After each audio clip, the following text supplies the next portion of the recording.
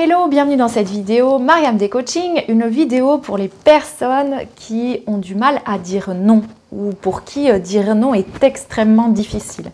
Si tu te reconnais là-dedans, je vais te donner deux angles de vue. Le premier, c'est que la peur de dire non ne vient pas dans l'incapacité de dire non, parce que tout le monde est capable de prononcer ces trois lettres, dire non, comme je l'ai dit dans mon dernier post. C'est pas une question de ne pas savoir prononcer, pas savoir même dire non.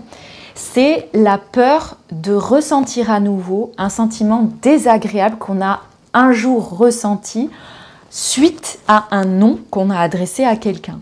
Ce sentiment nous a été tellement désagréable qu'on n'a aucunement envie de le revivre. Alors, ça peut être inconscient, bien sûr, mais c'est quelque chose que voilà, le cerveau a bien intégré comme quelque chose qui était vraiment désagréable et qu'il n'a pas envie de revivre à nouveau. Et donc, c'est cette peur de revivre ce sentiment-là qui est à l'origine de ce blocage de ne pas dire non. Parce que le non est, entre guillemets, risqué, parce que je risque de ressentir à nouveau ce qui m'a été extrêmement soit douloureux, soit particulièrement désagréable. Donc numéro 1, c'est ça, de ne pas vouloir ressentir à nouveau ce sentiment qu'on avait, qu'on avait un jour ressenti suite à un non.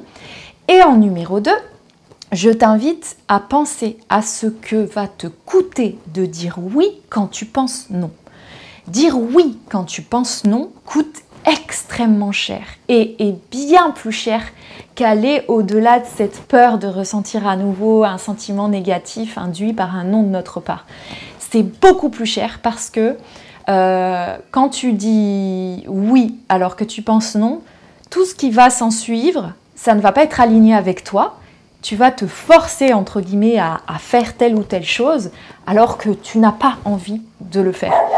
Donc ça va provoquer vraiment un sentiment vraiment de malaise à l'intérieur de toi. Et si tu t'installes un peu dans ce mensonge, entre guillemets, ça peut vraiment te mettre très mal au fur et à mesure et être source de grande souffrance. Et en plus, ça dessert tout le monde parce que la personne à laquelle tu dis oui ne va pas remettre en question le fait que en fait tu penses non. Elle ne va pas se dire que tu penses non. Donc on est un petit peu dans une illusion que tout le monde pense que en fait la situation est la situation idéale pour tout le monde alors que loin de là. Voilà, je t'invite vraiment à penser à ces deux choses-là si vraiment tu as cette peur de dire non. Premièrement, identifie cette peur qu'un jour certainement tu as ressenti le jour où tu as dit vraiment non. Quelle est cette peur? Et en deux, si tu dis oui quand tu penses non, qu'est-ce que ça va te coûter? Quel est le coût de ce oui qui n'est pas aligné avec toi? Tu n'es pas condamné à garder cette peur en toi, tu peux travailler dessus et tu peux petit à petit t'en libérer. C'est sûr que pour ça, il faut aller voir à l'intérieur et donc c'est un travail que tu peux faire par toi-même, c'est certain. Mais ça prend plus de temps quand on le fait seul que quand on le fait accompagné. Et donc je te propose mon aide. Je te souhaite une bonne journée, je te dis à bientôt pour une prochaine vidéo.